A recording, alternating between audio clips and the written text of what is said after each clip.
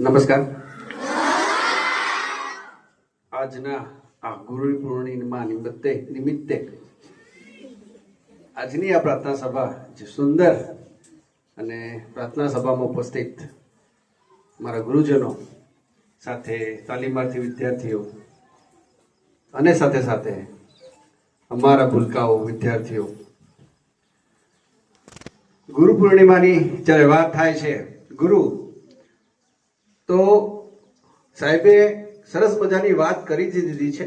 સાથે સાથે મારા નવા તાલીમાર્થી શિક્ષકશ્રીઓએ પણ ખૂબ સરસ ઉદાહરણ સહિત ગુરુઓની મહિમા દર્શાવતું પ્રવચન આપ્યું જ છે.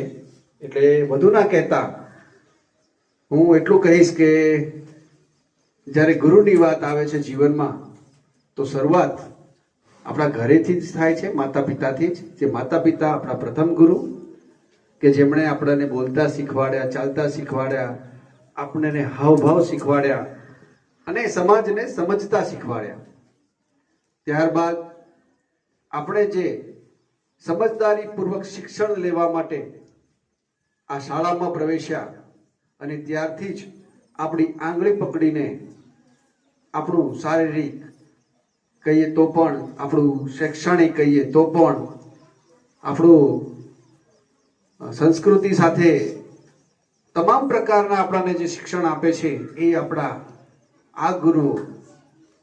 અને ત્યારબાદ જ્યારે આપણે જીવનમાં એક ચોક્કસ મુકામે પહોંચીએ અને આપણાને જે આધ્યાત્મિક શિક્ષણ આપે છે એ પણ આપણા ગુરુઓ, કે જે જીવનના મોટા સમય બાદ આપણાને આ ભગવાનના સુધી લઈ જવામાં મદદરૂપ થાય છે, સાક્ષાત્કાર કરવામાં મદદરૂપ થાય છે, એવા આપણા ગુરુઓ.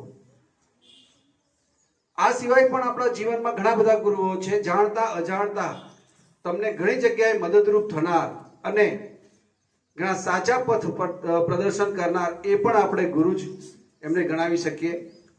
તો જીવનમાં હંમેશા આવા ગુરુઓની સન્માન કરજો, એમને માન સન્માન આપજો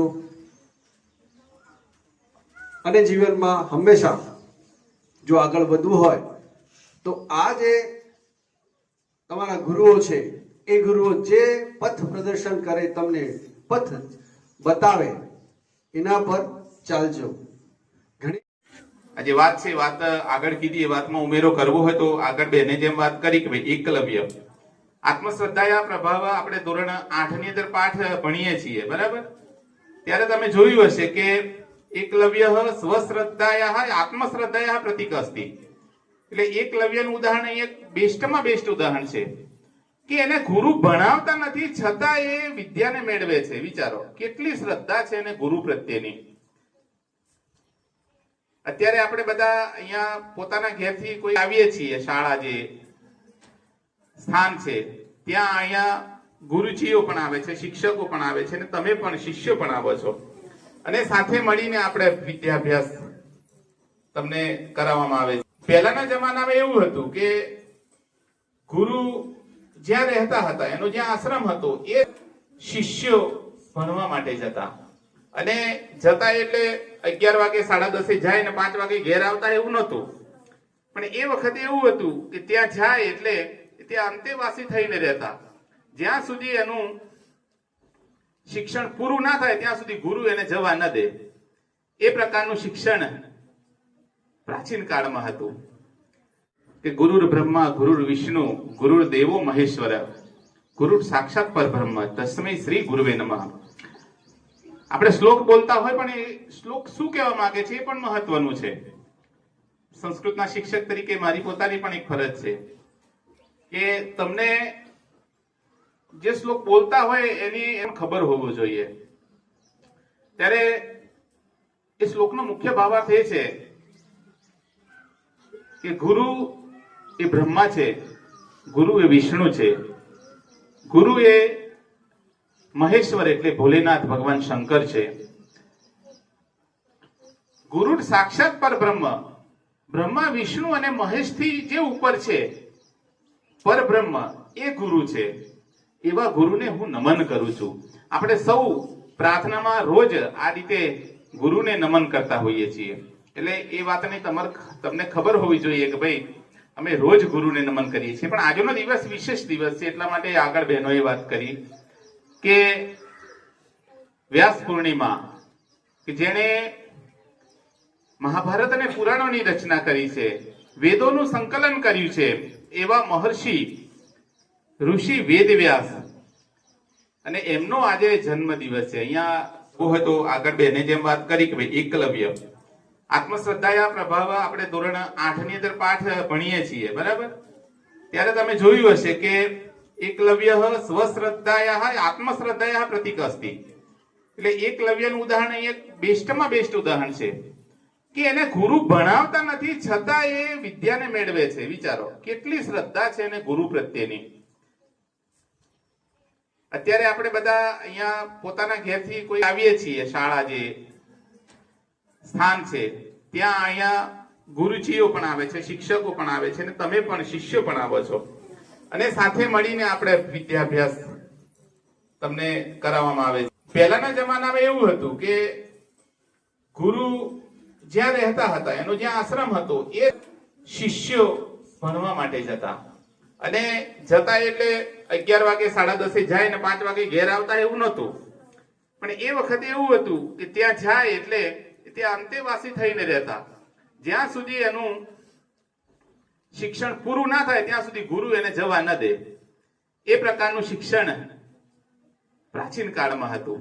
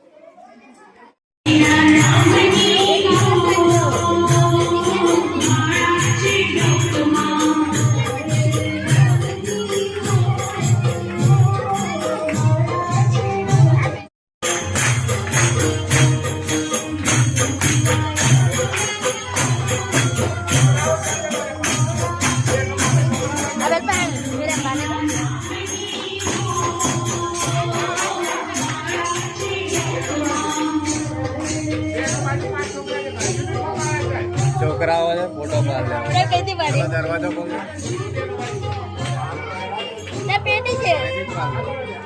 તો આપણને ઘણીવાર એવું થાય છે કે આપણે ખાસ દિવસની ઉજવણી શા માટે કરીએ છીએ? Father's day, mother's day, children's day, આ બધા દિવસોની ઉજવણી એ માટે કરીએ છીએ કારણ કે તેમાં તે વ્યક્તિ કે વસ્તુનો તેમાં ખાસ રહસ્ય છુપાયેલું છે, અને તેમાં શું આપણને તે મહત્વ છે તે જાણવા માટે અને તે બતાવવા માટે આપણે આ દિવસોની ઉજવણી કરીએ છીએ. અને સૌપ્રથમ વાત કરીએ તો આપણી મમ્મી, જેને આપણને જમાડવા માટે તેઓ આગળ પાછળ ફરતી હોય છે અને દૂધ પીવડાવવા માટે આજીજી કરતી હોય છે, પરંતુ આપણે ફક્ત એક જ મિનિટમાં તેને ના કહી દઈએ છીએ કે મને ભાવતું નથી. ત્યારે મમ્મી ફટાફટ જલ્દીથી આપણને મન ભાવતું જમવાનું પણ બનાવી આપે છે. આ એક ગુરુ જે આપણને સારા સંસ્કારો આપીને આપણનું સિંચન કરે છે. જ્યારે મમ્મી કોઈ દિવસ આપણા ઘરમાંથી થોડા દિવસો માટે બહાર જતી રહે તો વિચારો કે આપણી હાલત શું થાય. તો આ વ્યક્તિનું મહત્વ સમજાવવા માટે આપણે ઘણા એવા દિવસોની ઉજવણી કરીએ છીએ. તો આ બધા દિવસોની વચ્ચે એક દિવસ આ ખાસ મહત્વનો એટલે કે અષાઢ સુદ પૂનમ એટલે કે ગુરુ પૂર્ણિમા, જે આ વર્ષની સૌથી મોટી ગુરુ પૂર્ણિમા છે, જેને આપણે વ્યાસ પૂર્ણિમા તરીકે પણ ઓળખીએ છીએ. ગુરુ એટલે આપણને નાનપણથી જ આપણી આંગળી પકડીને આપણને સાચું જ્ઞાન આપીને આપણામાં જે જિજ્ઞાસા રહેલી છે તેને સુસુપ્ત શક્તિઓને બહાર લાવે છે, અને માં જે આપણે સંસ્કારો આપીને આપણું સિંચન કરે છે, અને જ્ઞાન રૂપી જે શિક્ષણ આપે છે તે શિક્ષક. શિક્ષક એટલે તેમાં એક વિશિષ્ટ મહત્વ છુપાયેલું છે. જો ગુરુ વિના જ્ઞાન ન મળે તો આપણે કોઈ ઈશ્વરને પણ ઓળખી શકતા નથી. એકલવ્ય જે ગુરુ ભક્તિમાં લીન થઈને તેમણે ધનવાન પામ્યો હતો. ગુરુ એટલે કે જેનું વિશિષ્ટ નામ છુપાયેલું છે. ગુરુની ભક્તિ એ કૃષ્ણ ભગવાને પણ કરી હતી, અને તેઓ હંમેશા તત્પર રહેતા હતા ગુરુનું આજ્ઞાનું પાલન કરવા માટે. આ બ્રહ્માંડમાં અને સૃષ્ટિમાં માં અને ગુરુને એક ઊંચું સ્થાન આપવામાં આવ્યું છે. ગુરુ પૂર્ણિમાના દિવસે ગુરુઓનું પૂજન કરવામાં આવે છે. આ દિવસે આશ્રમોમાં, મંદિરોમાં, શાળાઓમાં શિષ્યો પોતાના ગુરુનું પૂજન કરે છે અને ગુરુના આશીર્વાદ લે છે. આ દિવસે ગુરુ પૂર્ણિમાના દિવસે ગુરુઓના ચરણોમાં દક્ષિણા પણ અર્પણ કરવામાં આવે છે અને તેમના આશીર્વાદ લે છે. સંત કબીરજી લખે છે કે ગુરુ વિના જ્ઞાન ન ઉપજે, ગુરુ વિના મિલે ન મોક્ષ, ગુરુ વિના મિલે ન જ્ઞાન, ગુરુ વિના लिखे न कोई सत्य को, गुरु विना मिले न दोष.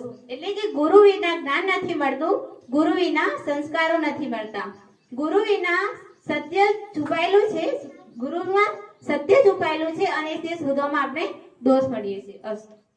ભંગ ન થાય તે માટે એકલવ્ય એવી રીતે બાણ ચલાવે છે કે કૂતરાનું આખું મોં ભરાઈ જાય છે, પરંતુ તેને કોઈ પણ જાતની ઈજા થતી નથી અને તેના મોંમાંથી લોહી પણ નીકળતું નથી. ગુરુ દ્રોણાચાર્ય આ જોઈને આશ્ચર્યચકિત થઈ જાય છે અને એકલવ્યને પૂછે છે, તારા ગુરુ કોણ છે? ત્યારે એકલવ્ય તે ગુરુ દ્રોણાચાર્યની માટીની મૂર્તિ પાસે જઈને કહે છે, આપ જ મારા સાચા ગુરુ છો, તમારી પાસેથી જ મેં આ વિદ્યા શીખી છે. ત્યારે ગુરુ દ્રોણાચાર્યને સમજાય છે કે વિદ્યા એ માત્ર ભૌતિક હાજરીથી નહીં, પરંતુ ગુરુ પ્રત્યેના સાચી શ્રદ્ધા, આદર્શ અને સમર્પણથી પ્રાપ્ત થાય છે. જો આપણા મનમાં ગુરુ પ્રત્યે સાચો આદર્શ, પ્રેમ અને સમર્પણ હોય તો આપણને અશક્ય લાગતું કાર્ય પણ શક્ય બની જાય છે. જીવનના દરેક વળાંકે સાચો અને ખોટો માર્ગ બતાવનાર માર્ગદર્શક એટલે જ ગુરુ. અસ્તુ. નો અર્થ અહંકાર એવો થાય છે તથા રૂનો અર્થ તેમાંથી બહાર લાવનાર એવો થાય છે.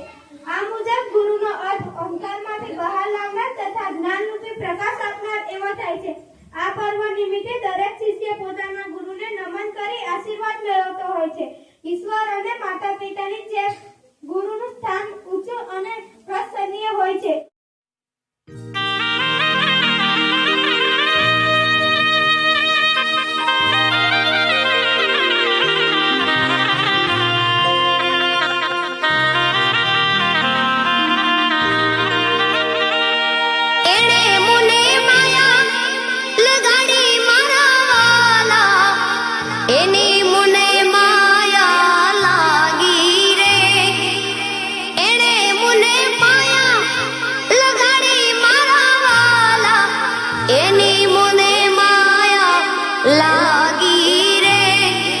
જગત નો નાથ મારો રાજા જગન્નાથ છે, એણે મુને માયા લગાડી.